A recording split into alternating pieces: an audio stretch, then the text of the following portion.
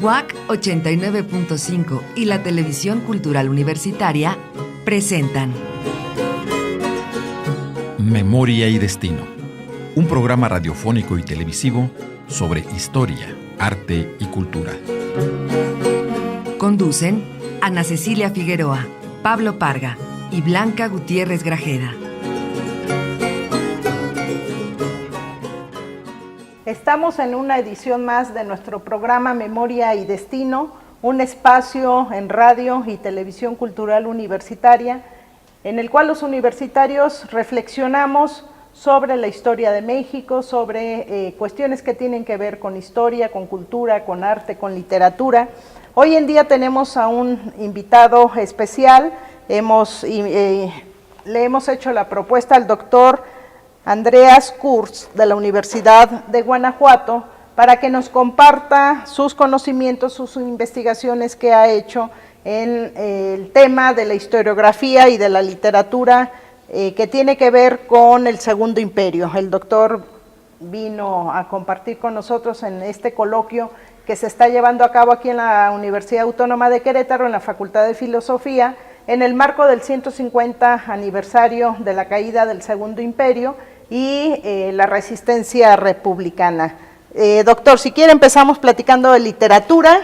Hay muchas novelas, hay mucho escrito en relación a esta época y a estos grandes personajes tan emblemáticos, no se diga Carlota, no se diga Maximiliano de Habsburgo, personajes novelescos. Son personajes novelescos. Bueno, pongo en antecedentes, es decir, trabajo desde ya demasiados años en un proyecto que se titula Las representaciones literarias del Segundo Imperio y de la intervención francesa en México, Austria y Alemania. Y es un proyecto que resulta poco a poco interminable. Espero que la muerte no me sorprenda antes de terminarlo.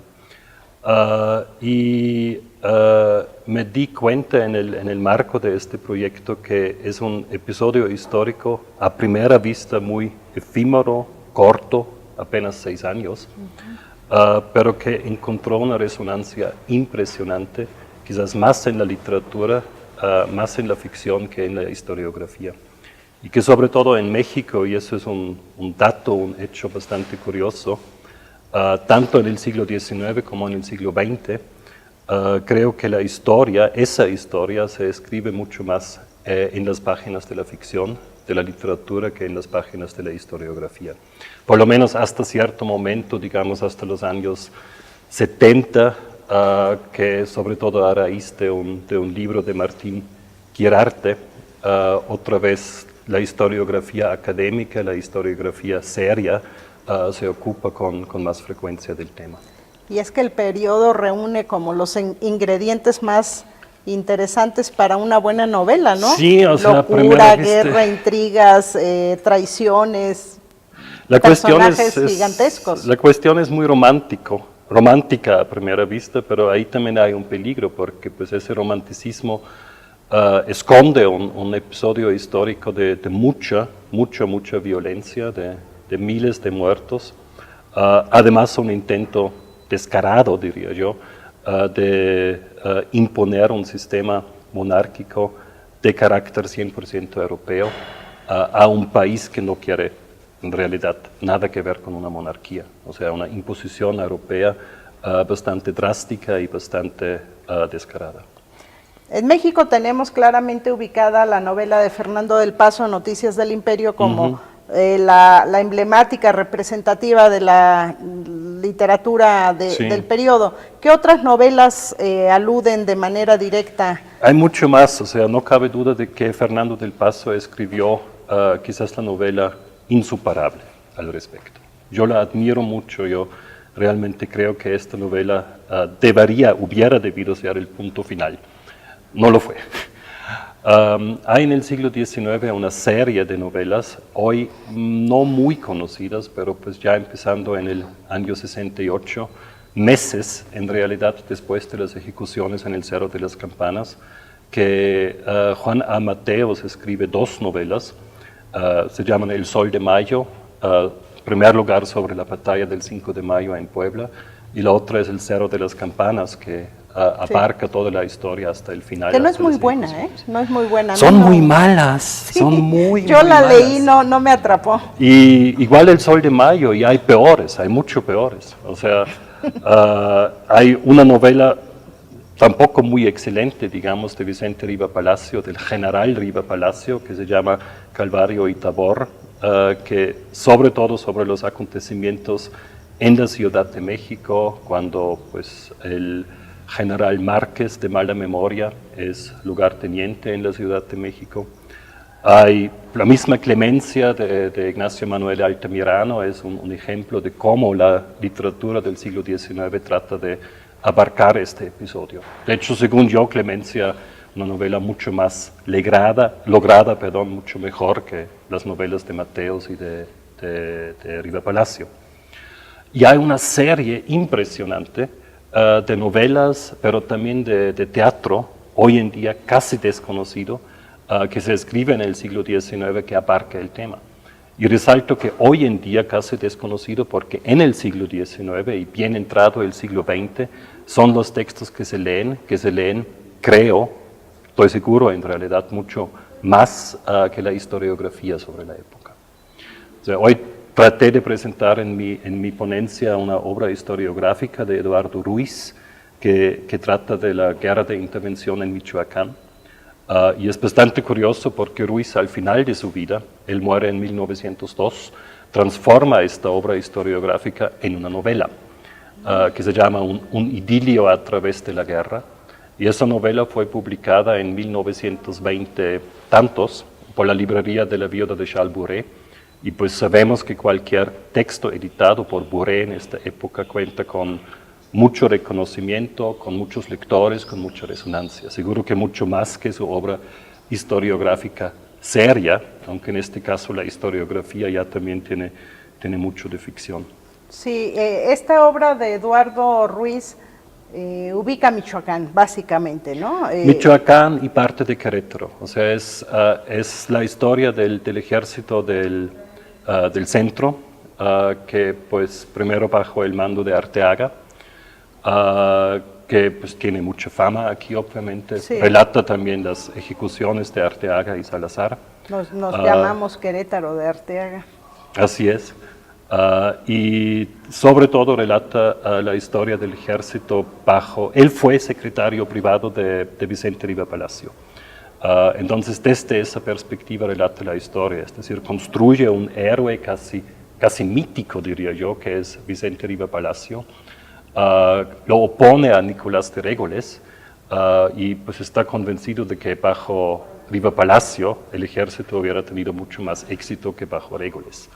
O sea, es una perspectiva histórica en la que el mismo autor, el mismo historiador forma parte, es protagonista también. Narrados. Y ya eso en realidad transforma esa historia un poco en novela, en ficción. A mí me ha llamado la atención cómo los principales personajes de la época, quienes protagonizaron las batallas y los enfrentamientos, hay una gran necesidad de dejar su testimonio, que no encuentro en otro periodo.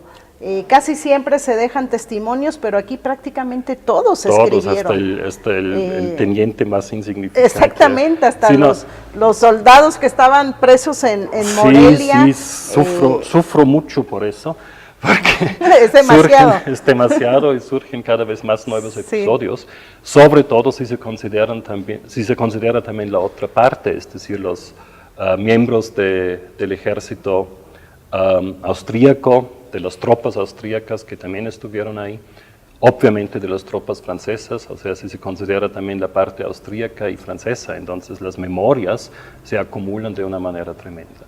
Y pues mucho de eso hasta la fecha no se conoce todavía en México. O sea, menciono solo a manera de ejemplo que creo que tiene pocos años, si mal no me acuerdo, 2012, que se publicaron en español las memorias de Wilhelm Knechtel, que fue el jardinero de Maximiliano.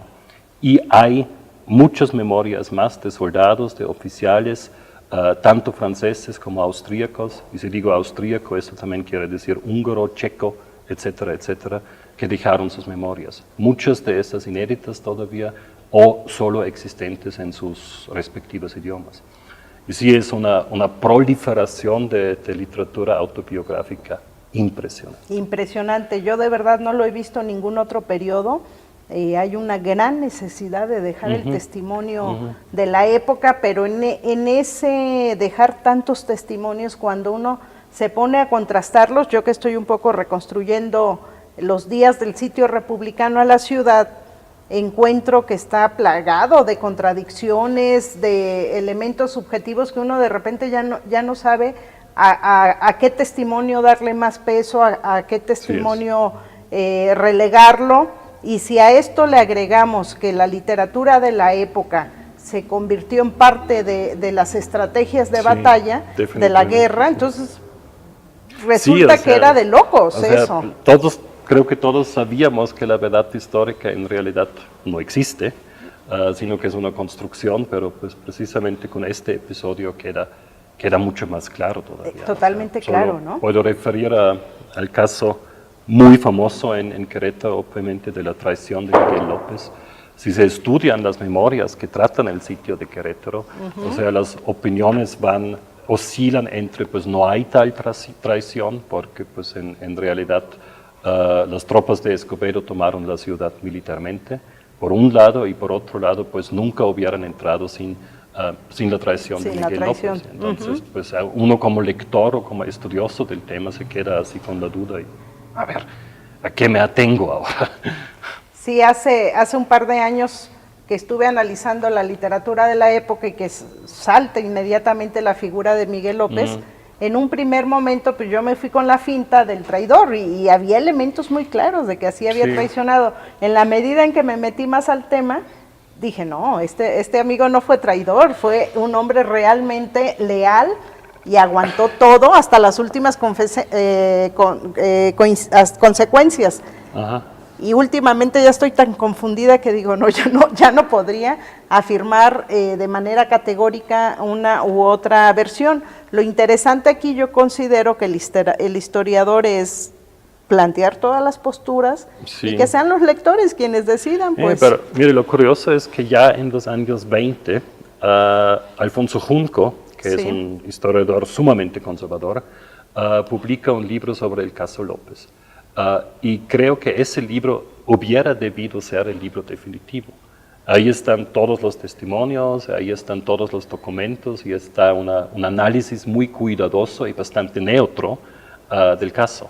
Pero no es así, o sea, la discusión sobre López traidor o no traidor, Maximiliano traidor o no traidor sigue hasta la fecha. Hasta nuestros días. Estamos con el doctor Andreas Kurz de la Universidad de Guanajuato y estamos hablando de la literatura, de la historiografía que se genera en México en el siglo XIX, en el siglo XX, pero no hemos hablado, doctor, de la parte de la literatura que se escribe que alude a este periodo durante el siglo XX. Sí, en el siglo XX hay etapas que, pues como siempre, se marcan con los aniversarios. O sea, por ejemplo, ahí por 1927, por los 50 años, 60 años del final del Imperio, surge una serie de dramas escritos parcialmente por autores muy prominentes en la época. Incluso Salvador Novo tiene un mini drama de escasos 12 páginas sobre el Imperio, es algo bastante curioso. Algunos otros autores en relación con el grupo de los contemporáneos escriben sobre el tema, hasta que finalmente en 1943 Rodolfo Usigli publica pocos años después Corona de Sombra. Que es, junto con las noticias del Imperio, quizás la obra literaria sobre el tema.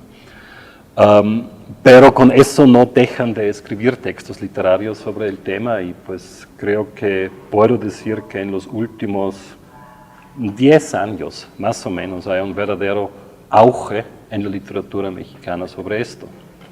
Hay cada año 3, 4, 5 novelas sobre Maximiliano y Carlota, sobre el Imperio.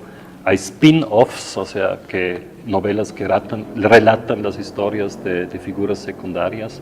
Por ejemplo, hace no mucho, apareció una novela de no sé si es válido, pero pues no puedo callarme al respecto, una novela muy, muy mala de Guadalupe Loaesa sobre la figura de Josefa de la Peña, o sea, la joven, muy joven mexicana que se casó con el muy viejo Mariscal Pacén. Y así seguimos hasta la fecha, o sea, hace poco apenas unos amigos me hicieron la broma y me regalaron quizás la peor novela jamás escrita sobre el imperio, que transforma la historia en una lucha de chamanes, de magos, de vudú entre Benito Juárez y Maximiliano, que surgen de sus tumbas como zombies. ¿Cuál novela es esa? No me acuerdo del nombre, ni me acuerdo del tan mala autor. que ni siquiera Lo relegué a mi subconsciente freudiano. Sí, hace un mes acabo yo de ver un texto de una nueva novela sobre Carlota, no recuerdo a la autora, vi la nota en la prensa nacional y hace poco me decía una alumna de la Facultad de Lenguas y Letras que me buscaba porque quiere hacer una novela sobre Carlota. Yo le dije que con gusto cuando quisiera platicáramos, pero me quedé pensando, otro personaje muy interesante del periodo y creo que no ha sido rescatado ni siquiera en términos historiográficos, es la princesa de Salm Salm. Sí ha sido rescatada. Hay una novela del año 2007, ha de ser, o 2008, sobre la princesa Salm Salm. ¿Qué novela es? Tampoco me acuerdo del título, es que ya son tantos que poco a poco algo de sombra, desde mi sombra hablaré, no me acuerdo bien, incluso es ganadora de un premio muy importante, premio local de Guanajuato, pero premio bastante importante. Lo que sí hay que decir que la figura de Agnes de Salm Salm en cualquier novela, incluyendo Noticias del Imperio, tiene un papel bastante destacado, porque pues sí se presta sencillamente para esto. Se presta, por ejemplo, la escena famosa cuando Salm Salm se hinca ante Benito Juárez para pedir el perdón para Maximiliano, y pues Juárez le contesta con esas famosas frases: aunque toda la realeza europea se hincara ante mí, no puedo perdonar porque así el pueblo me lo exige.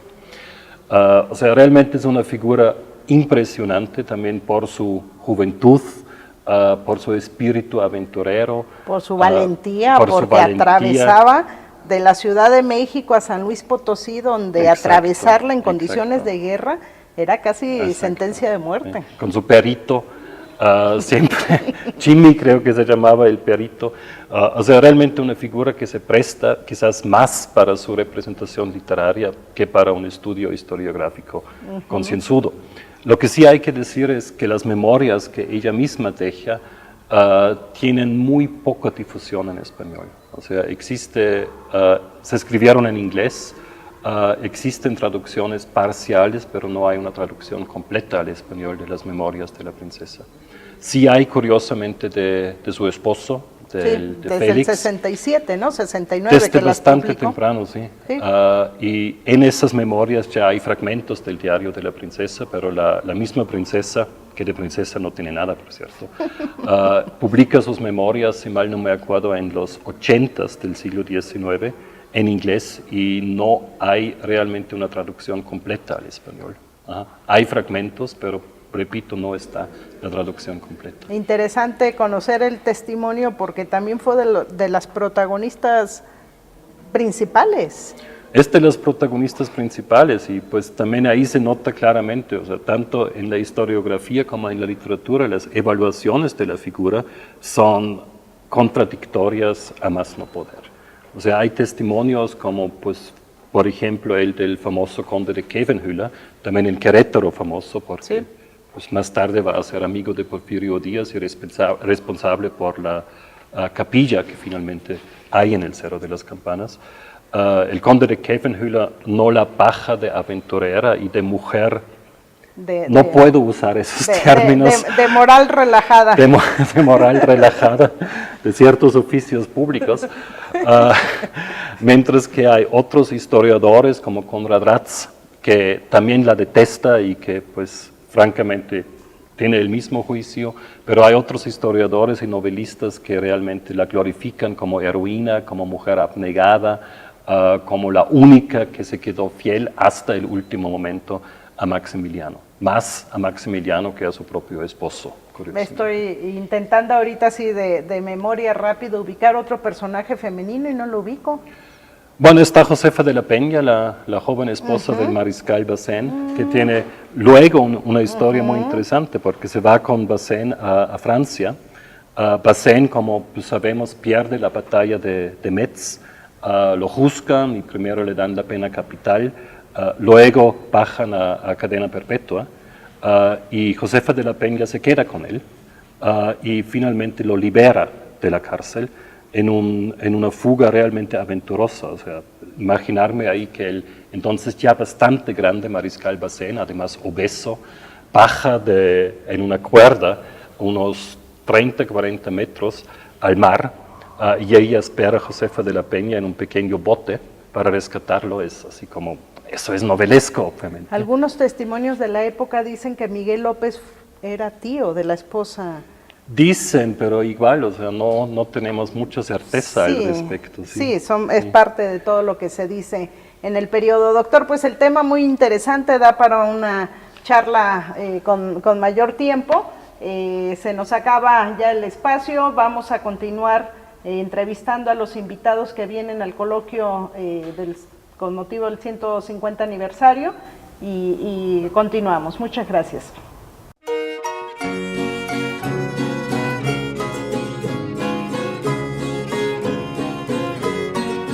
Esto fue Memoria y Destino. Generando y difundiendo conocimiento histórico y cultural desde la Universidad Autónoma de Querétaro.